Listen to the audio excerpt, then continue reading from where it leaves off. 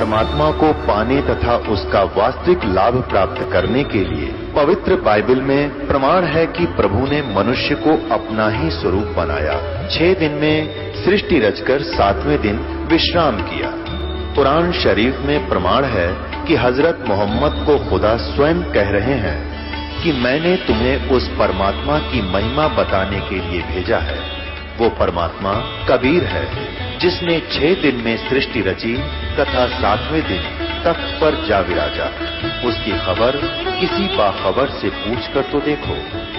कृपया अवश्य सुनिए जगत गुरु तत्वदर्शी संत रामपाल जी महाराज के अमृत वचन। उसने सोचा नारद जी ने कि आज तेरे सुंदर कोई नहीं सभा में, और जाकर बैठ गया कुर्सी पर जच के। अब वह लड़की आई वरमाला लेकर, सामने देखा बालू बैठा। अब वह एक कदम पीछे से होकर आगे चली गई। नारद जी ने सोचा शायद लड़की की दृष्टि नहीं पड़ी मेरे ऊपर है। वहाँ से उठकर एक और खाली चेयर थी दूसरे लोग वहाँ जा बैठा। जो वहाँ से भी लड़की आगे निकल गई। नारद जी कहने लगे भाई यह अंधी है क्या?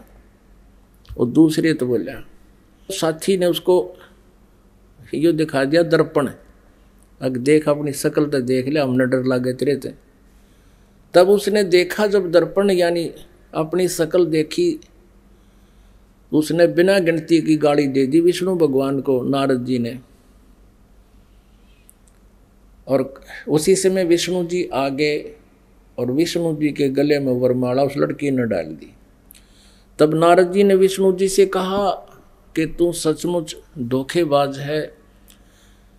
जैसे आज मैं एक औरत के वियोग में रो रहा हूँ, एक जीवन तू सारा अपनी पत्नी के वियोग में रोएगा, तुम्हारा कभी मिलन नहीं हो पाएगा।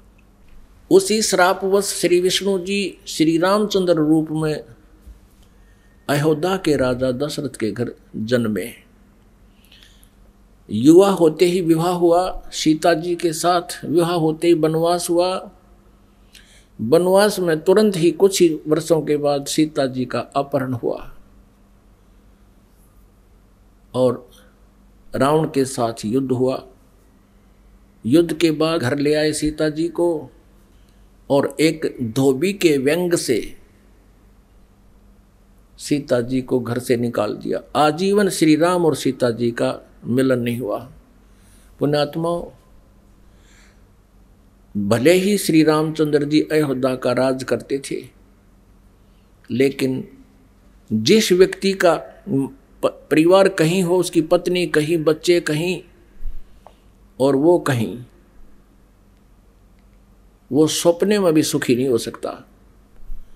और अंत समय में जब उसने पता चला कि मेरे पुत्र लव और कुश यहाँ पर हैं, तो उन्होंने भी उससे नफरत होगी और उनसे बात करना पसंद नहीं किया। और सीता जी भी पृथ्वी के अंदर समा गई, उसके दर्शन तक नहीं किए। पुण्यात्माओं, वैसे तो हम देखो ये भगवान माना करते थे, हमारी आंखें बिल्कुल बंद हो चुकी थी ज्ञान वाली। सीता जी को जब युद्ध के बाद घर लाना चाहा था श्री रामचंद्र जी ने, तो ये कहा था कि मैं परीक्षा लेकर घर चलूँगा, यदि तू परीक्षा में सफल होगी तो मैं मान लूँगा तू निष्कलंक है, रावण से तेरा कोई संबंध शारीरिक नहीं हुआ, और यदि तू परीक्षा में सफल हुई तो खत्म हो जाएगी। क्या परीक्षा ली थी श्री रामचंद्र जी ने कि अग्नि में बैठा दी थी सीता जी को, आग लगा दी थी चिता बना के, और ये सोच लिया था कि यदि ये कलंकित होगी तो जड़ मरेगी टंटा कट्टे, और सही होगी निष्कलंक होगी तो जीवित रह जाएगी। तो सीता जी जली नहीं थी, परीक्षा में सफल हुई थी। उसके बाद फिर आकर के एक धोबी ने कह दिया, अपनी पत्नी ने कुटा था, वह कहता 2 दिन उस तक दुखी होकर अपने चली गई होगी मित्र प्यारी अपनी सहेली के यहाँ, और जब वो वापस आई तो उसने रात ने कुटा था और ये कह रहा था कि मैं ये दशरथ का बेटा रामचंद्र नहीं हूँ जो 12 वर्ष रावण के पास रही और फिर उसको अपने घर पे रखे बैठा है। उस समय राजा लोग एक विशेष न्यायकारी होते थे, भेष बदल कर अपनी नगरी में घुमा करते थे। कोई व्यक्ति दुखी तो नहीं है। तो रामचंद्र जी ने कान लाकर सुना तेरा जिक्र कैसे हो रहा है। उसने 2-3 बार दोहराई ये बात, इस बात पर कि मैं निंदा का पात्र बन गया हूं सीता को घर लाके। अगले दिन सीता को निकाल दिया कि मैं दुनिया की व्यंग नहीं सुन सकता और जाइए आप, मैं नहीं रख सकता आपको, आप रावण के पास रही हो। अब फुटे भाग हमारे इसे भगवान थे हमारे, गर्भवती पत्नी और अकेले निकाल सुबह भाग जाए यहाँ से। अरे कलेजा फटन हो जाता है। आदमी अकेला निकाल के देखो, वो तो एक औरत की जाति थी, कहाँ जंगल में जावे। और कहते हैं झाड़ झाड़ बैरी होता है स्त्री का। और ये थे हमारे भगवान, ये थे इनके करैक्टर। इनको हम कहते हैं मर्यादा पुरुषोत्तम। यह क्या मर्यादा थी भाई, एक गर्भवती पत्नी को और घर से निकाल देना, कितना मरो चाहे जीवे। ये तो कितना कट्टर स्वभाव होगा उस व्यक्ति का। अब कहने का भाव ये है पुण्यात्माओं, श्री रामचंद्र जी को जब पता चला, उसने अश्वमेघ यज्ञ करी थी, घोड़ा छोड़ दिया, लव कुश ने पकड़ दिया, रामचंद्र जी के छक्के छुड़ा दिए। सीता को पता चला तो दर्शन भी नहीं करे उसे, किसे के दर्शन करूं समागी धरती में। और श्री रामचंद्र जी ने आकर के वापस इसी दुख में सरयू नदी में जल समाधि ले ली, सरयू नदी में शरीर छोड़ दिया। उसके बाद फिर श्री कृष्ण रूप में जन्म हुआ और रावण के साथ युद्ध के दौरान श्री रामचंद्र जी ने सुग्रीव के भाई बाली को मारा था एक वृक्ष की ओट लेकर, यानी धोखे से। तो उसका भी बदला देना पड़ा श्री कृष्ण जी के रूप में। वही विष्णु वाली आत्मा श्री कृष्ण जी हुई और बाली वाली आत्मा यानी राम वाली आत्मा श्री कृष्ण रूप में द्वापर में जन्मे। और बाली वाली आत्मा एक शिकारी बना और उसने एक विषाक्त तीर बनवा लिया और श्री कृष्ण जी के पैर में तलवे में तीर मार दिया विषाक्त, जिसके कारण उसकी मृत्यु हुई श्री कृष्ण जी की। श्री कृष्ण जी ने जब पूछा उससे, उस पारधी से, शिकारी से, शिकारी ने भगवान से कहा कि हे राजा, हे राजन, मेरे से गलती धोखे से आपके पैर में तीर लग गया। आपके पैर में पद्म है, ये चमक रहा था। दिन का समय, झुरमट सी वृक्ष की छाई हुई थी और मैं शिकार के लिए घूम रहा था। आपके ये पद्म की रोशनी मुझे लगा जैसे मृग की आंख है, हिरण की। मैंने धोखे से, गलती से तीर मार दिया और ये तो विषाक्त है। अब आप जी नहीं सकते, मुझसे धोखा हो गया, गलती होगी, माफ करो, क्षमा करो। तब श्री कृष्ण जी ने कहा कि बाली, ये तेरे से धोखा नहीं हुआ, ये ऐसा ही होना था। भाई मैंने तेरे को धोखे से मारा था त्रेता युग में और आज मैं वो बदला दे चला हूं। अब दुर्वासा जी ने श्राप दिया था यादव कुल को, श्री कृष्ण जी के कुल को श्री कृष्ण जी के समक्ष ही श्राप दे दिया था कि यादव कुल का नाश होगा। किसने? इस श्री कृष्ण जी का पुत्र प्रद्युम्न एक लड़की का स्वांग बनाकर पेट पर, गर्भवती लड़की का, स्त्री का स्वांग बना करके पेट पर लोहे का कड़ा बांध के ऊपर के गुजरियां वाले, औरतों वाले कपड़े पहन के और एक नकली पति बनाकर दुर्वासा के पास गए थे उसे मजाक करने के लिए। और ये पूछा था कि हे ऋषि, सुना है आप भूत भविष्य वर्तमान की सभी बता देते हो, त्रिकालदर्शी हो, बताइएगा इसके लड़का होगा या लड़की। तब दुर्वासा ने ध्यान से देखा कि तो बकवाद कर रहे हैं। कह दिया था कि इससे तुम्हारा यादव कुल का नाश होगा। और दुर्वासा के श्रापवश 56 करोड़ यादव आपस में लड़कर मर गए और श्री कृष्ण जी भी उसी कढ़ाई के तीर से मरा जो शिकारी ने बना रखा था लोहे से। अपने आत्मा जब श्री कृष्ण जी, श्री रामचंद्र जी और श्री विष्णु जी तीनों रूपों में वो स्वयं हैं, वो अपने भी श्राप को यानी कर्म के दंड को नाश नहीं कर सके तो श्रद्धालु के कैसे कर देंगे। एक भक्त ने प्रश्न किया कि क्या श्री कृष्ण यानी विष्णु जी में कोई शक्ति नहीं है? जैसे श्री कृष्ण जी अर्थात विष्णु जी राजा मोरध्वज के घर गए थे, वहां उनके पुत्र ताम्रध्वज को आरे से चिरवा कर और उनको जीवित कर दिया था जब वो मृत्यु को प्राप्त हो गए थे। पुण्यात्माओं, कबीर परमेश्वर जी ने फिर ये इसका उत्तर दे रखा है, क्योंकि श्री आदरणीय धर्मदास साहिब जी ने भगवान से ये प्रश्न किया था कबीर जी से कि हे भगवान, हमने सुना है श्री कृष्ण जी ने मोरध्वज राजा के पुत्र को आरे से चरवा कर वो मृत्यु को प्राप्त हो गया था, उसको जीवित कर दिया था, और आप कहते हो कि ये समर्थ नहीं है, ये कोई परिवर्तन नहीं कर सकते। भगवान, ये क्या छोटी बात है? तब श्री परमात्मा कबीर परमेश्वर जी ने कहा था कि धर्मदास, जब महाभारत के युद्ध में और अभिमन्यु की मृत्यु हो गई थी, जो सुभद्रा पुत्र थे, और सुभद्रा श्री कृष्ण जी की सगी बहन थी, श्री कृष्ण जी अभिमन्यु को जीवित नहीं कर सके क्योंकि वहीं पर वे विद्यमान थे। अब धर्मदास साहब ने पूछा कि हे भगवान, कारण क्या था? तब परमेश्वर कबीर जी ने कहा कि ये भगवान आपकी आयु और श्वास को घटा बढ़ा नहीं सकते।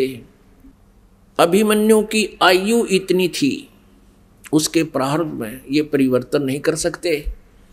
सुभद्रा रोवे थी, भगवान श्री कृष्ण रोवे थे अपनी बहन के दुख में, पांचों पांडव रोवे थे और उनका कुल नाश हुआ था। तो वहां थी समर्थता दिखाने का समय, वहां था, उसको जीवित कर देते। और वहां क्यों जीवित कर दिया ताम्रध्वज को? क्योंकि उसकी आयु शेष थी, उसके श्वास शेष थे। इतनी क्षमता इनमें है कि इन टूटे फूटे शरीर को ये ठीक कर सकते हैं, लेकिन श्वास नहीं बढ़ा सकते, कर्म दंड को ये समाप्त नहीं कर सकते। पुण्यात्माओं, हमने राम सेलेक्ट करना है।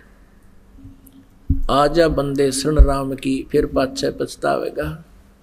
अब हमने वो राम सेलेक्ट करना है, राम की परिभाषा से परिचित होना है। राम कहो, गॉड कहो, अल्लाह कहो, खुदा कहो, रब कहो, साहब कहो। हम साहब बोलते हैं, कबीर साहब, कबीर साहिब। अब ये सभी शक्ति बोधक शब्द हैं। जैसे एक तहसीलदार साहब होता है, फिर एसडीएम साहब, डीसी साहब, कमिश्नर साहब, फिर मंत्री साहब, मुख्यमंत्री साहब, प्रधानमंत्री साहब। तो ये सभी साहब कहलाते हैं, लेकिन इनकी पावर में, इनकी अक्षमता में दिन और रात का अंतर होता चला जाता है। श्री ब्रह्मा जी रजगुण, श्री विष्णु जी सतगुण और श्री शिव जी तमगुण युक्त हैं। ये केवल 3 लोक के राम हैं, स्वामी हैं, प्रभु हैं। इस पृथ्वी लोक पर, स्वर्गलोक पर और नीचे पाताल लोक पर, इन पर ये एक एक विभागीय स्वामी हैं। जैसे एक राज्य में मंत्री पद होता है, तो मंत्री साहब, तो ये इतने साहब हैं, इतने राम हैं, एक विभाग में एक विभागीय मंत्री हैं इन 3 लोकों में। और एक ब्रह्मांड में तो बहुत से लोक हैं, और फिर असंख्य ब्रह्मांड है। 21 ब्रह्मांड ईद के पिता ज्योत स्वरूपी निरंजन सरपुरुष के पास हैं, और वो प्रत्येक ब्रह्मांड में एक मुख्यमंत्री का रोल करता है। ये समझ लो, वो इतना राम है। अब वो इतना राम है, वो इतना साहब है, एक ब्रह्मांड में एक मुख्यमंत्री का रोल करता है और अपने 3 पुत्रों को 3 विभागीय मंत्री बना रखा है, एक एक विभाग के। ये राम है, साहब है। और ऐसे 21 ब्रह्मांडों का ये ब्रह्म स्वामी है, राम है। राम कहो, स्वामी कहो, प्रभु कहो, मालिक कहो। और फिर इसको सरपुरुष भी कहते हैं। और अक्षर पुरुष वो 7 शंख ब्रह्मांड का राम है, साहब है। और परम अक्षर पुरुष, परम अक्षर ब्रह्म, वो ओवरऑल कंट्रोलर है, असंख्य ब्रह्मांड का राम है। गीता जी अध्याय नंबर 8 के श्लोक नंबर 1 में अर्जुन ने पूछा कि हे भगवान, आपने अध्याय नंबर 7 के श्लोक नंबर 29 में जिस तत्ब्रह्म के विषय में जानकारी दी है कि उसको जानने के पश्चात साधक जरा और मरण से छूटने का ही प्रयत्न करता है, बुढ़ापा और मृत्यु से ही छूटने का प्रयत्न करता है, तो किम तत्ब्रह्म 8वें अध्याय के 3रे श्लोक में कहा कि वो परम अक्षर ब्रह्म है। उत्तर दिया है गीता ज्ञानदाता ने कि वो परम अक्षर ब्रह्म है। श्रीमद् भगवद गीता अध्याय नंबर 18 के श्लोक नंबर 62 में कहा कि अर्जुन, तू सर्वभाव से उस परमेश्वर की शरण में जा, उसकी कृपा से तू परम शांति और सनातन परम धाम को प्राप्त होगा। अपने विषय में गीता ज्ञानदाता कहता है 4थे अध्याय के 5वें और 9वें श्लोक में, 2रे अध्याय के गीता जी के 12वें श्लोक में, 10वें अध्याय के 2रे श्लोक में कि अर्जुन, तेरे और मेरे बहुत जन्म हो चुके हैं, तू नहीं जानता, मैं जानता हूं। मेरे जन्म और कर्म अलौकिक हैं। पुण्यात्माओं, इसीलिए 15वें अध्याय के 1 से लेकर 4 में, 16 और 17 में स्पष्ट किया है कि तत्वदर्शी संत की पहचान बताई है कि उल्टे लटके हुए संसार रूपी वृक्ष को जो सभी विभागों सहित बता देता है, वो तत्वदर्शी संत है। और तत्वदर्शी संत के मिलने के उपरांत उससे प्राप्त तत्व ज्ञान रूपी शस्त्र के द्वारा अज्ञान रूपी इस गुत्थी को काटकर उसके पश्चात उस परमेश्वर के परम पद की खोज करनी चाहिए, जहां जाने के बाद साधक फिर लौटकर कभी संसार में नहीं आते। तो पुण्यात्माओं, अब हमने वो राम सेलेक्ट करना है, राम चुनना है, कौन से राम की शरण में जाएं। तो आदरणीय गरीबदास साहिब जी, जिनको परमात्मा यानी परम अक्षर ब्रह्म स्वयं आकर मिलते हैं अपने नियमानुसार, उनको मिले, फिर उनको ज्ञान दिया। उसके बाद आदरणीय गरीबदास साहिब जी गांव छुडानी, जिला झज्जर, हरियाणा वाले ने कहा है, तुम कौन राम का जपते जापम, तात कटे नायति नु तापम। तुम कौन राम का जाप जपते हो, कौन राम की साधना करते हो, जिससे तुम्हारे 3 ताप भी नाश नहीं हो पा रहे। जैसे पांडवों को 3 ताप के अंतर्गत युधिष्ठिर को भयंकर स्वप्न आने लगे, क्योंकि जो युद्ध में जीव मारे थे उनकी प्रेत आत्माएं युधिष्ठिर को सता रही थी। अब उनके समाधान के लिए सब वेदों से भी दिखा लिया। फिर श्री कृष्ण जी, क्योंकि पांडवों के वो धार्मिक गुरु थे, श्री कृष्ण जी से पूछा, तब उन्होंने कहा कि तुमने जो युद्ध में बंधुघात किया है, भाई मारे, सैनिक मारे, वो आत्माएं तुम्हें सता रही हैं। और जबकि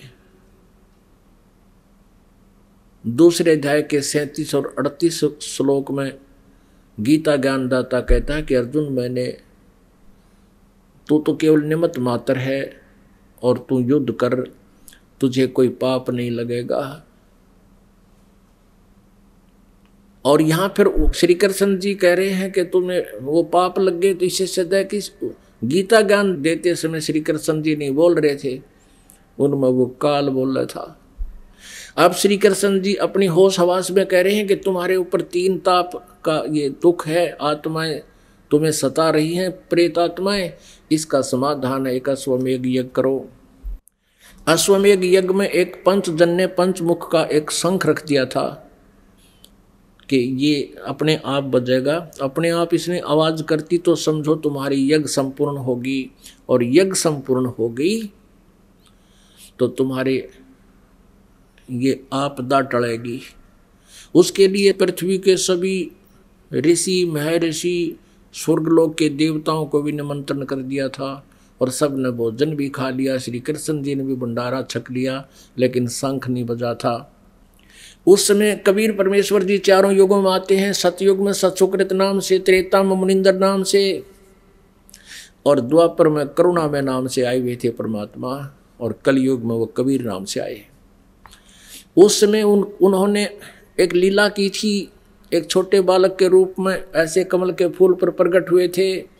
द्वापर युग में एक वाल्मीकि परिवार उनको उठा ले गया था जो निसंतान था, और उसी वाल्मीकि समुदाय का एक सुदर्शन नाम का व्यक्ति उनका परम शिष्य हो गया था।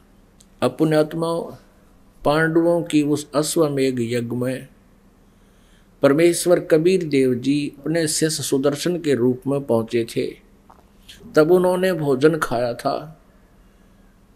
अब ज़्यादा ना बताएं क्योंकि विषय कुछ और चल रहा है। आज कहने का भाव यह है कि वहाँ उनकी यज्ञ पूर्ण कबीर परमेश्वर से हुई थी, और वो 3 ताप का कष्ट कबीर परमेश्वर जी से ही उनका दूर हुआ था, श्री कृष्ण जी से नहीं हुआ था।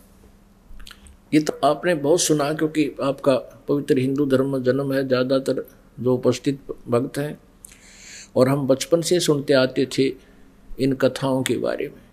और फिर हम पूछा करते थे कि भी ऐसे सुदर्शन जी क्या हो गए कि श्री कृष्ण जी से भी शंख नहीं बजा। तो ये तत्व ज्ञानहीन संत ऋषि हमें बताते थे कि श्री कृष्ण जी का वो परम भगत था। कौन? सुदर्शन। अरे भले आदमी, जो श्री कृष्ण जी ने भोजन खा लिया, परम भगत की रहेगी फिर वहां पर। अब श्री कृष्ण का भगत नहीं था वो सुदर्शन, वो तो परम अक्षर ब्रह्म का भगत था। तुम कौन राम का जपते जापम, तात कुट नयति नूतापम। बंदी छोड़ हमारा नामम, अजर अमर है अस्थिर ठामम। अमर करूं सतलोक पठाऊं, तात बंदी छोड़ कहाऊं। अपने आत्मा परमात्मा की भक्ति से हमें क्या लाभ होता है और किस परमात्मा की भक्ति से लाभ होता है, जब तक हम इस बात से परिचित नहीं होंगे तब तक हम श्रद्धा से उस परमेश्वर को ग्रहण नहीं कर सकते, उनकी भक्ति को नहीं ग्रहण कर सकते। अब जैसे गीता जी अध्याय नंबर 2 के श्लोक नंबर 46 में कहा कि अर्जुन, उस तत्व ज्ञान की प्राप्ति के उपरांत, तत्व ज्ञान के आधार से जब तुझे ज्ञान हो जाएगा, तब तेरी बुद्धि की स्थिति ऐसी हो जाएगी जैसे बहुत बड़े जलाशय की प्राप्ति के उपरांत एक छोटे से जलाशय में जैसी श्रद्धा आस्था रह जाती है। अब इससे बड़ी उदाहरण और कोई नहीं पृथ्वी पर इस ज्ञान को और भगवानों को किस अक्षमता को समझने के लिए। अब जैसे छोटा सरोवर होता है, छोटा जोहड़, जिसमें वर्षा हो जाती है तो वाटर स्टॉक हो जाता है, स्टोर हो जाता है, और यदि एक वर्ष वर्षा ना होती है तो वो सूख जाता है वो छोटा सरोवर, छोटा जलाशय। और पहले क्या होता था उस समय, जिस समय ये ज्ञान बोला जा रहा है गीता जी का, उस समय सभी प्राणी, सभी व्यक्ति ऐसे जलाशयों के किनारे ही बसा करते थे। अब क्या बता रहे हैं कि जैसे कोई छोटे जलाशय पर आश्रित हो और जिसमें एक वर्ष वर्षा ना हो उस जोहड़ में, तो जल सूख जाता है। उसके आश्रित व्यक्ति भी परेशानी का सामना करते हैं और मर जाते हैं परेशान होकर के। उन व्यक्तियों को एक बहुत बड़ा सरोवर, जलाशय, बहुत बड़ी झील मिल जावे जिसमें 10 वर्ष वर्षा ना हो तो भी जल समाप्त ना हो, फिर वो सभी के सभी उधर प्रस्थान कर जाते हैं। अब क्या बताते हैं कि बहुत बड़े जलाशय की प्राप्ति के उपरांत छोटे जलाशय में जैसी आस्था श्रद्धा रह जाती है, वैसी ही श्रद्धा आपकी उस पूर्ण परमात्मा की महिमा से परिचित होने के उपरांत इन रामों में रह जाती है, इन भगवानों में रह जाएगी। अब जैसे वो जोहड़, छोटे जलाशय का जल व्यर्थ नहीं था, वो खराब नहीं था, लेकिन वो पर्याप्त नहीं था। अब उसको व्यर्थ नहीं कह सकते। जैसे ब्रह्मा विष्णु महेश, जब तक हमें पूर्ण परमात्मा की भक्ति का सहारा नहीं था, ज्ञान नहीं था, तब तक हम इनकी साधना करते थे और इनकी जितनी क्षमता थी वो हमें लाभ देते थे। लेकिन ये स्वयं भी नाशवान हैं, इनके आश्रित फिर ऑटोमेटिकली दुखी हैं। अब जिनसे हम राहत मांग रहे थे वो तालाब में सूख गया, तो फिर आश्रित कैसे जीवेंगे। तो इसी प्रकार हम ब्रह्मा विष्णु महेश को रिजेक्ट नहीं करते, व्यर्थ नहीं कहते, लेकिन इनसे हमारा काम चले को नहीं।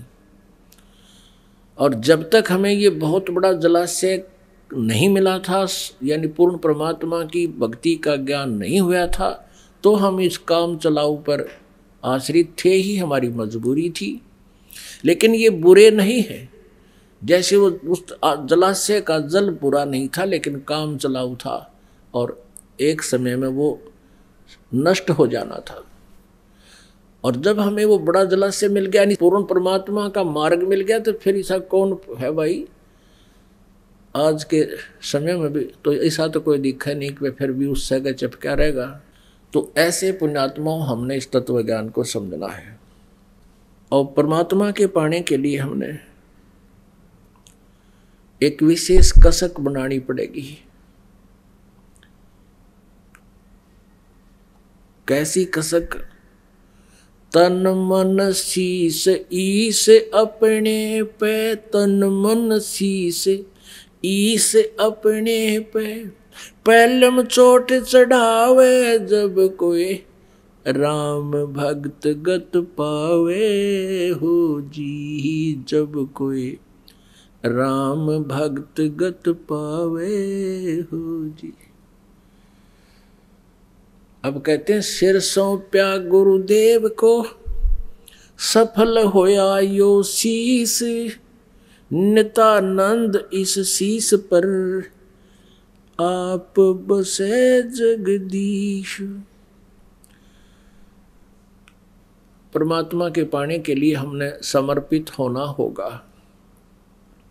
समर्पित का अर्थ क्या होता है कि सिर सौंपया गुरुदेव को, सफल होया ये शीस, और नितानंद इस शीस पर आप बसे जगदीश। गरीबदास साहब जी कहते हैं कि सिर साटे की भक्ति है। साटे माने सौदा, सिर के सौदे की भक्ति है, और कछु नहीं बात, और सिर के साटे पाइए अवगत अलख अनाथ। शीश तुम्हारा जाएगा कर सतगुरु को दान, या मेरा मेरी छोड़ दे यूं ही गोय मैदान। अब शीश तुम्हारा जाएगा कर सतगुरु को दान, ये काट के दान देना नहीं, वो तो व्यर्थ हो गया। अब क्या कहा कि सिर सौंपया गुरुदेव को, सफल होया यो शीश। एक संत था, 4-5 उसके शिष्य आश्रम में रहते थे। वो उनको बताता था कि भाई गुरु जी के वचन पर जो डट जाते हैं, गुरु जी के वचन का जो पालन करते हैं, वो वही सफल होते हैं। भाई जो गुरु वचन पे डट गे, रकट गे फंद 84 के। भाई जो गुरु वचन पे डट गे, रकट गे फंद 84 के। कट गे फंद 84 के, रकट गे फंद 84 के। भाई जो गुरु वचन पे डट गे, रकट गे फंद 84 के। वस्तु मिली ठोड़ की ठोड़, मिट गई मन पापी की दौड़। वस्तु मिली ठोड़ की ठोर, मिट गई मन पापी की दौड़। भरम मिटे मथुरा काशी के, भरम मिटे मथुरा काशी के। भाई जो गुरु वचन पे डट गे, रकट गे फंद 84 के। अब वो गुरुजी उन अपने शिष्यों को शिक्षा दिया करते थे, भाई सबसे पहले गुरु के वचन होते हैं, और जो गुरुजी के वचनों को नहीं मानता है तो वो शिष्य सफल नहीं हो सकता। ऐसी शिक्षा दे ही रहे थे। उनकी परीक्षा लेनी चाहिए कि इनमें कितना विवेक है। गुरुजी ने थोड़ी सी देर में कहा कि भाई आओ तुम सारे मेरे पास बैठ जाओ। वो बैठ गए। गुरुजी बैठे चारपाई पर, तख्त पर। जो आज्ञा गुरुदेव। अब गुरुजी ने कहा कि भाई गुरु के वचन का पालन नहीं करते, वो शिष्य व्यर्थ हो जाते हैं, वो असफल रहते हैं। तो भाई एक काम करो, मेरे सिर में 5-5 जूते मारो। अब वो फंस गए धर्म संकट में कि भाई गुरु के जूते मारे, हम तो गल जाएंगे, हमारा तो नाश हो जाएगा। वो सुन हो गए, कति खामोश हो गए, सन्नाटा छा गया। फिर कहा रहे अभी तो मैं कह रहा था जो गुरु वचन पर डट गए, कट गए, फंद 84 के भूल गए इतनी जल्दी। तब एक खड़ा हुआ, उसने अपना जूता निकाला, गुरुजी के पास निकट जमीन पर बैठ गया और गुरुजी के चरणों के पास बैठकर अपने सिर में 5 जूते मारे। अब गुरुदेव ने कहा भाई डंडी ना मारे। मैंने मेरे सिर में कहा, तेरे में नहीं। तब उस शिष्य ने कहा विवेक से कि हे गुरुदेव, ये दास का शीश भी तो आपका ही तो है। उसको सीने से लगा लिया उस गुरुदेव ने कि बेटा थोड़ा बहुत विवेक भी चाहिए आपको। अब कोई नो कह दे सिर काट दे भाई, सिर सौंप दे गुरुदेव को, काटन की नहीं कही। गुरुदेव ने समर्पण कर दिया, जी आपका शीश काटो चाहे रखो। और शीश का अर्थ क्या होता है? सिर सौंपया गुरुदेव को, सफल हुआ यो शीश। अब सिर का बार गया कि हम अपना रहा नहीं, भगवान का हो गया, गुरुदेव का हो गया। अब जैसे हम किसी के हो जाते तो हमारी चिंता उसको होगी, वो रक्षा करेगा इसकी और सुविधा सारी रखेगा। तो यहाँ पर गुरुदेव का जो सिर सौंपन का जो संकेत है, सिर का जो सौदा करना है, गुरु जी की आज्ञा का पालन करना है। अब गुरु जी आपको क्या कहेगा? भाई बीड़ी शराब मांस तम्बाकू प्रयोग नहीं करना और हमारे नियम का उल्लंघन मत करना, अन्य उपासना नहीं करना, जो हम बता रहे हैं वही साधना करनी।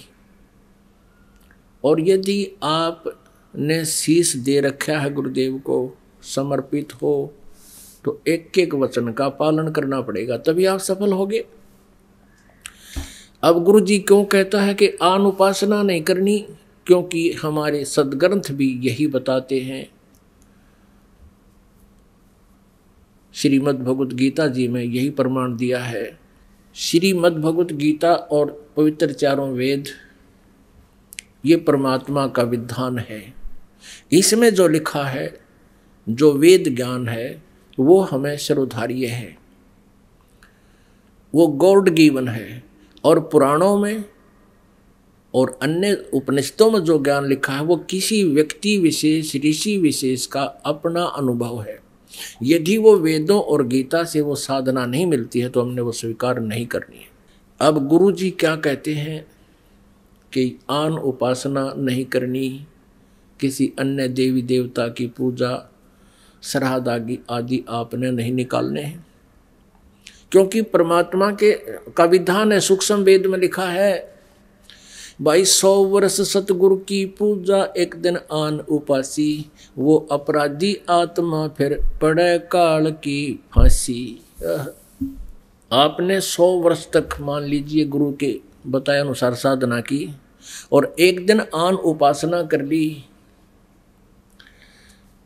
तो समझो कहते हैं आप काल के जाल में रह गए, नाम खंड हो गया, काल ने गुद्दी पकड़ दी।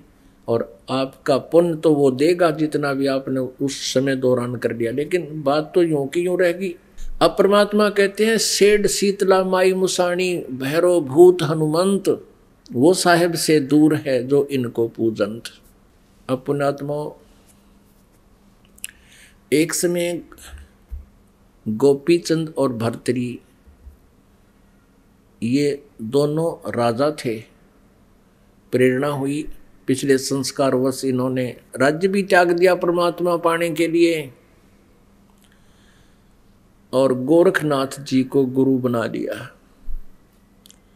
अब गोरखनाथ जी ने गोरखनाथ जी ने उनसे कहा, दोनों से, गोपीचंद और भर्तृहरि से, कि भी तुम मेरी आज्ञा का पालन करोगे? तो उन्होंने कहा कि गुरुदेव, हमारा तो उद्देश्य ही परमात्मा पाना है और परमात्मा आपके आदेश से मिलेगा, जो आज्ञा होगी शिरोधार्य। गोरखनाथ जी ने कहा कि जाओ, अलवर का एक राजा है, वो किला बनवा रहा है। राजस्थान में एक अलवर शहर है, अलवर का राजा किला बनवा रहा है और उस किले में तुम मजदूरी करो और मजदूरी निःशुल्क करना, उनसे कोई पैसा नहीं लेना, वहाँ पत्थर ढो और अपने रोटी रोजी के लिए, अपने पेट के लिए, आहार के लिए ओवर टाइम करना कहीं पर। अपनात्माओं, अब इस बात से कोई आम अनाड़ी व्यक्ति न सोचे कि मैं आया तो था भक्ति परमात्मा पाण, और ये डले डोने होते तो अपने घर ने डो लेता। अर्थात गुरु जी की क्रियाओं पर शिष्य यदि कोई विवेचन स्वयं करता है तो वो शिष्य मर्यादाहीन हो जाता है। अब वो दोनों अकदो आज्ञा महाराज चले गए। 12 वर्ष तक वो किला पूरा हुआ और वो वहाँ पत्थर ढोते, दिन में कोई मजदूरी नहीं लेते, और रोटी खाने के लिए एक कुम्हार के यहाँ ओवर टाइम करने लगे, उसकी गारा बना देते, काट कूट कर उसको पानी पात डाल कर उसकी गारा तैयार कर देते थे, मटका बनाने जोगी। वो कुम्हार उनको रोटी देता था, वो नेक आत्मा का था।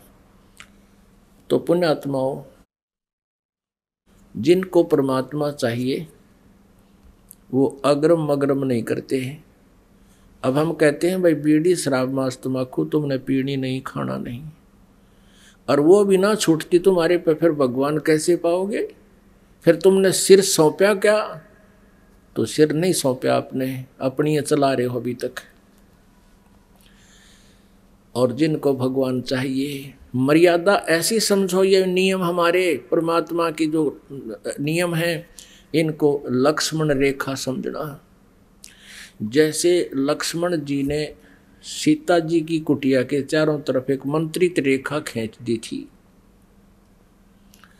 और उससे कह दिया था कि माता जी इससे बाहर मत आना, क्योंकि वो अपनी बड़ी भाभी को माता के तुल्य मानता था। और आपत्ति के समय वो दोनों मृग के पीछे चले गए थे। पीछे से रावण एक साधु रूप बना कर आया, तब उसने सीता से कहा कि माई इस रेखा से बाहर आकर मुझे भिक्षा दे दो। अब सीता ने ये सोचा था साधु महात्मा है और अभी भिक्षा देकर तुरंत वापस आ जाऊंगी रेखा पार करके। पहले तो सीता ने कहा था कि आजा महात्मा जी, यहाँ आकर भिक्षा ले जाओ। जब वो आगे को आने लगा तो उस रेखा से, लक्ष्मण वाली रेखा से ऐसी लपटें निकली अग्नि की, रावण 10 कदम पीछे जाके पड़ा, इतना भयभीत हो गया। तब उसने सीता से कहा कि माई वो भिक्षा देनी है तो यहाँ आकर दे दे, तूने तो मरवा दिया था मेरे को। अब सीता ने सोचा कि क्या फर्क पड़ा है, 1 मिनट में गई और अभी आ जाऊंगी। लेकर भिक्षा रेखा पार करके रावण की तरफ यूं ही हाथ किया था, यहीं से पकड़ दिया उस दुष्ट ने और घेर का कमर पर लंका में जा पिटकी और आप दुर्गति करवाई, लाखों लोग मरवाए और राम और लक्ष्मण की हाहाकार मच गई। उसकी जरा सी लगी कि फर्क पड़ा है, ईब आ जाऊंगी, आगी उल्टी, यही भाव हुआ। तो पुण्यात्माओं, ये मर्यादा अगर तुमने परमात्मा चाहिए और काल के जाल से बचना है, जो नियम आपको बताए गए हैं, ये लक्ष्मण की सी रेखा समझ लेना। और तुम क्या सोचते हो, लोक लाज में आ जाते हो, अपनी चलाते हो, सिर नहीं सौंपते हो, जिस कारण से आप लेट हो जाते हो परमात्मा की राहत प्राप्ति में। सतगुरु के दरबार में कमी काहे की ना, अंसा मौज नहीं पावता तेरी चूक चाकरी माँ। इस सच्चे दरबार में किसी वस्तु का अभाव नहीं है। लेकिन आपके ऊपर रजा नहीं बख्श रहे हैं परमात्मा, तो आपकी कोई चाकरी में, कोई पूजा सेवा मर्यादा में चूक है, उस चूक ने ठीक कर लो और फिर देखना इस परमेश्वर के रोज नए चमत्कार होंगे आपके घर पे।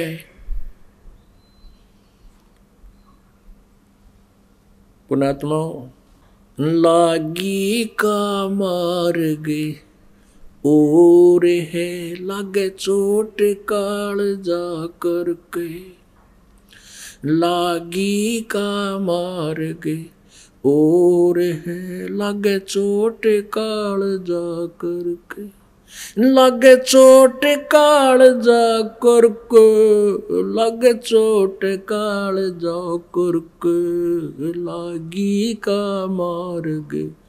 कहते हैं जिनका भगवान पाने की लगन लगी होती है उनका तो रास्ता ही न्यारा होता है। कैसे बताया है? बन बीच भरतरी भूप ने एक मारा ताणे निशानो, बन बीच भरतरी भूप ने एक मारा ताणे निशाना। कोई घड़ी सदी थी आवन की साधु का हो गया आना, कोई घड़ी सदी थी आवन की साधु का हो गया आना। कोई मुआ मर्ग जवाहा दियो नत तारे धरो न बाणा, कोई मुआ मर्ग जवाहा दियो नत तारे धरो न बाणा। वो जिंदा कर दिया ढोर था शिष बण्या परीक्षा करके, शिष बण्या परीक्षा करके, शिष बण्या परीक्षा करके, लागी का मार्ग और है लगे चोट काल जा करके, लगे चोट काल जा करके, लगे चोट काले जा करके, लागी का मार्ग। अब कहते हैं जिनका ये लगन लगेगी उनके कलेजे में कसक बना करती है और फिर वो पीछे मुड़कर नहीं देखते। गोपी चंद योगी हो गए जिन ले लिया भगमा बाणा, गोपी चंद योगी हो गए जिन ले लिया भगमा बाणा।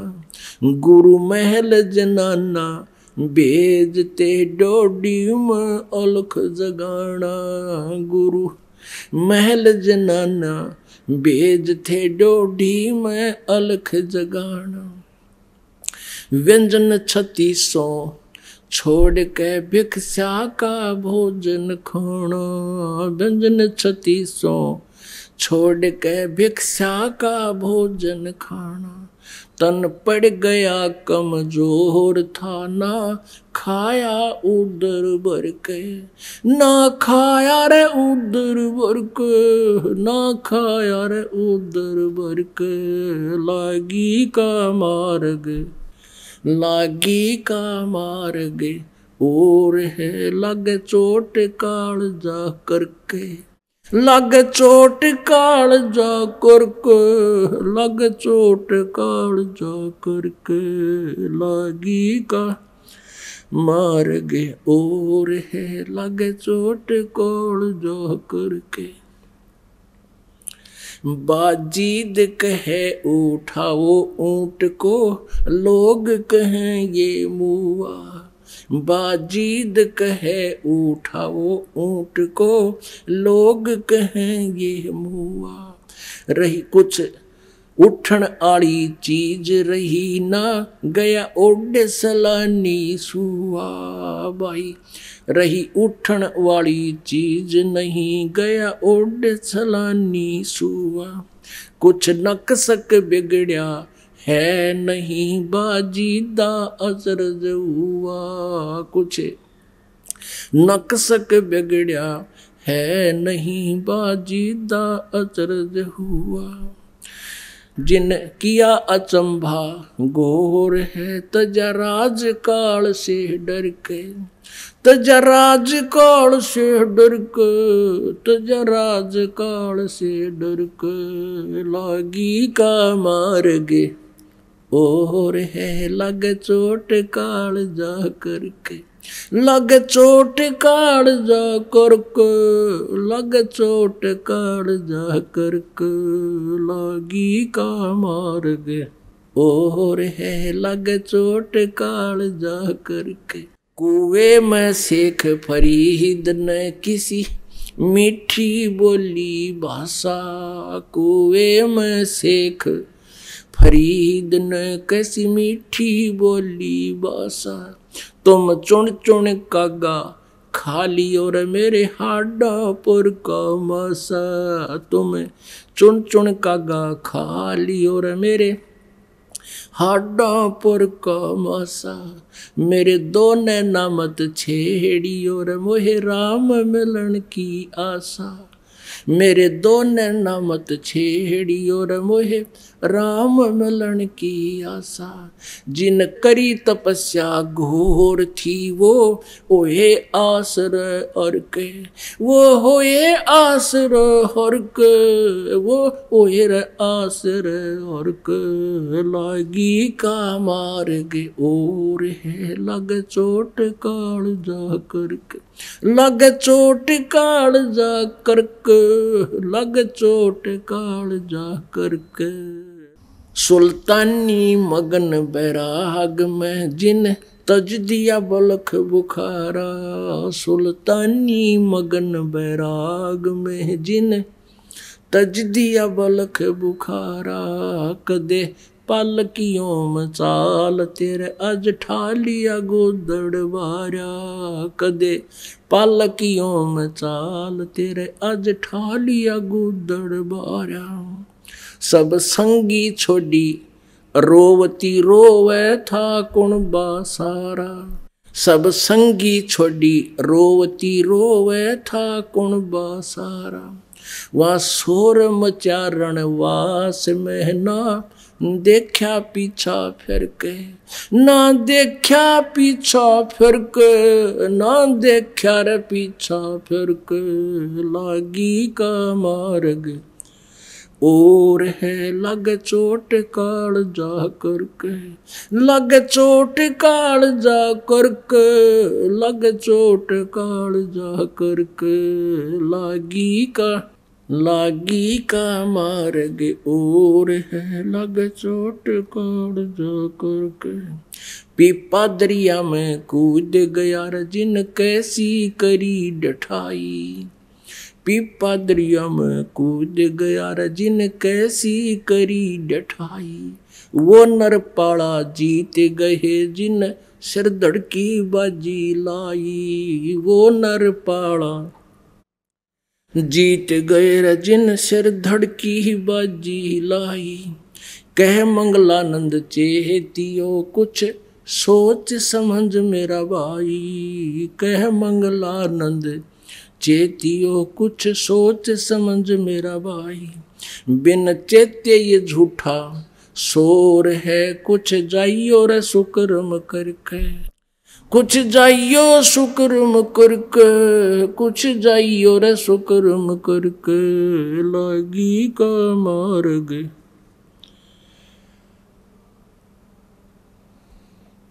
लागी का मार्ग और है, लग चोट काल जा करके। अपने आत्माओं, इन बातों को जिन महापुरुषों ने परमात्मा पाने के लिए कितनी कुर्बानी की है, कितने सैक्रिफाइस किया है, अब परमात्मा हमें याद दिलाते हैं कि जिस परमात्मा को, जिस लोक को पाने के लिए उन सर्व सुविधाओं को भी त्याग कर और अपने जीवन की परवाह ना करते हुए साधकों ने साधना की है, तो कैसा होगा वो देश, कैसा होगा वो लोक और कैसा होगा वो भगवान। आप जी परमात्मा से क्या मांगने आते हो? ए भगवान एक कार हो जाए, कोठी हो, किसी का संतान नहीं है तो बेटा हो चाहे एक बेटी हो। अब तो इतनी भी समझदारी होगी हमारे में। और परमात्मा क्या कहते हैं कि तुमने परमात्मा से क्या चीज मांगनी चाहिए? भक्ति दान गुरु दीजियो देवन के देवाओ, भक्ति दान गुरु दीजियो देवन के देवाओ, जन्म पाया भूलो नहीं करहूँ पद सेवा हो, जन्म पाया भूलो नहीं करहूँ पद सेवा हो। आदरणीय धर्मदास साहिब जी को परमेश्वर मिले थे, उनको इस तत्व ज्ञान से परिचित करवाया था, फिर सतलोक में अपने सतिथि से भी परिचित करवाया था। सचखंड में भगवान कबीर जी उस प्यारी आत्मा धर्मदास जी को लेकर गए थे, उसके बाद उनको वापस छोड़ा था। जब सतलोक से वापस भेजने लगे, धर्मदास चरणों में पड़कर रोने लगे। कहा था भगवान मुझे वापस ना भेजो, वो तो बहुत बुरा लोक है, वो तो काल की नगरी है। लेकिन परमात्मा ने कहा था बेटा एक बार तू जाना पड़ेगा वापस तुझे। अब जो साधना मैंने बताई है तू ऐसी कर जिससे तू भक्ति का धनी बनेगा, और धनी बनकर उस पुण्य से परिपूर्ण होकर के तू वापस आवेगा। जितना तू धनी यहाँ से गया था उतना ही धनी वहाँ से बनाकर तुझे लाऊंगा, और मैं तेरे साथ रहूँगा। और अब तुझे बता दिया, क्योंकि धर्मदास जी एक वैश्य कुल में जन्म था और हिंदू धर्म में जन्म होने के नाते अपने वाली साधना जैसे हम करा करते, पहले राम कृष्ण भगवान शंकर भगवान की तीर्थों पे जाना, सभी एकादशी का व्रत करना, ये सब साधना किया करता था, शालिग्राम की पूजा करता था। तब परमेश्वर ने उसको परिचित करवाया कि ये साधनाएं शास्त्र विरुद्ध हैं और तुम्हें कोई लाभ नहीं होगा। उसके बाद धर्मदास जी ने कहा था, अब परमेश्वर हमें याद दिलाया करते थे, क्या मांगो कुछ थिर ना रहाई, देखत नैन चला जग जाई, 1 लख पूत 1.25 लाख नाथी, उस रावण का दीवान बाती। अपने आत्माओं, आप देखते हो प्रतिदिन कैसी दुर्घटनाएं घटती हैं। जैसे आप, क्योंकि जो बड़े लोगों के साथ घटती हैं वो याद रहती हैं, गरीब आदमी तो रोज मरते जीते हैं बेचारे। परमात्मा कहते हैं कबीर कहाँ गर्भियो काल गह करकेश, और न जाने कित मारेगा यू के घर के परदेश। अब जैसे एक आंध्र प्रदेश के मुख्यमंत्री जी थे, अब हम भगवान से मान लीजिए ये मुख्यमंत्री पद भी मांग लिया और वो दे दे और भक्ति ना करी, क्योंकि मुख्यमंत्री बनकर फिर कर ली भक्ति, फिर तो सारा दिन और चिंता ना निमटती उसकी। भक्ति नहीं कर सकता इतने उच्च पोस्ट पर जा करके जब तक उसको तत्व ज्ञान गहराई से नहीं होगा। तो जितना आपके पास धन और सुख बढ़ता चला जाएगा उतना ही आप भक्ति से दूर, भगवान से दूर होते चले जाओगे। परमात्मा से केवल इतना ही मांगना चाहिए कि साईं इतना दीजिए जिसमें कुटुंब समावे, हम भी भूखे ना रहें, अतिथि ना भूखा जावे। और फिर समय आने दे। कुटुंब समान का अर्थ होता है रिक्वायरमेंट ऑफ द फैमिली।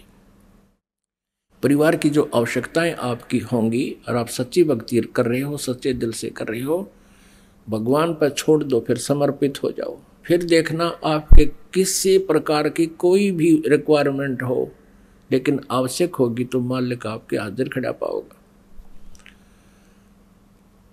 अब एक अरुणाचल का मुख्यमंत्री था, ये तो अभी 1-1.5 साल के अंदर अंदर की दुर्घटनाएं हैं, और उन दोनों मुख्यमंत्रियों के 3-3, 4-4 दिन में सौंप आए थे, और ना जाने उनकी कितनी इच्छाएं थी, ये कर दूंगा, वो कर दूंगा, अब ऐसे करूंगा, वहाँ जाके वो उद्घाटन करूंगा। अब उद्घाटन तो रह गया, दरिया दराया। तो पुण्यात्माओं, परमात्मा जैसे आपने इस वाणी में सुना है, कुछ जाइयो सुकर्म करके, कुछ जाइयो सुकर्म करके। परमात्मा कबीर जी भी क्या बताते हैं, मन नेकी कर ले 2 दिन का मेहमान, मन नेकी कर ले 2 दिन का मेहमान, मन नेकी कर ले 2 दिन का मेहमान। जोरू लड़का कुटुम कबीला, 2 दिन का ये तन मन का मेला। जोरू लड़का कुटुम कबीला, 2 दिन का तन मन का मेला।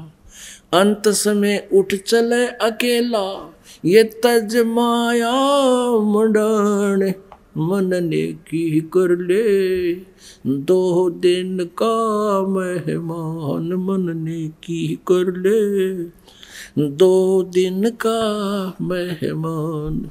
कहाँ से आया कहाँ जावेगा, तन छूटे तब कहाँ समावेगा। कहाँ से आया कहाँ जावेगा, तन छूटे तब कहाँ समावेगा। आखिर तुझको कौन कहेगा, गुरु बिन आत्म ज्ञान, मन नेकी कर ले 2 दिन का मेहमान, मन नेकी कर ले 2 दिन का मेहमान। कौन तुम्हारा सच्चा साईं, झूठी है ये सकल सगाई। अब कहते हैं तेरा सच्चा भगवान स्वामी कौन है, उस परम पिता को जान। और यहाँ तो ये रिश्ते नाते तो असच्छाई है, जब तक जीवन है तब तक ये जुगाड़ जुड़ रहा है। कौन तुम्हारा सच्चा साईं, झूठी है ये सकल सगाई। चलने से पहले सोच रे भाई, कहाँ करेगा विश्राम, मन नेकी कर ले 2 दिन का मेहमान, मन नेकी कर ले 2 दिन का मेहमान।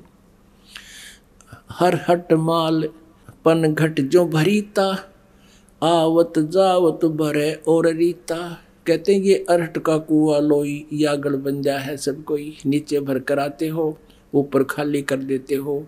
यहाँ पन पाप इकट्ठे किए, वहाँ स्वर्ग नरक में खत्म कर दिए, ये तुम्हारा चक्कर अभी तक मिटा नहीं। हर हट माल पनघट जो भरीता, आवत जावत भरे और रीता। जुगन जुगन तू मरता जीता, करवा ले रे कल्याण, मन नेकी कर ले 2 दिन का मेहमान, मन नेकी कर ले 2 दिन का मेहमान, मन नेकी कर ले। 184 की सह तरासा, ऊंच नीच घर लेता बासा। 184 की सह तरासा, ऊंच नीच घर लेता बासा। कह कबीर सब मिटाऊं रसा, कर मेरी पहचान, मन नेकी कर ले 2 दिन का मेहमान, मन नेकी कर ले 2 दिन का मेहमान। अब परमात्मा कहते हैं तू मेरी पहचान कर, यानी राम सेलेक्ट कर कौन से भगवान की भक्ति करनी है।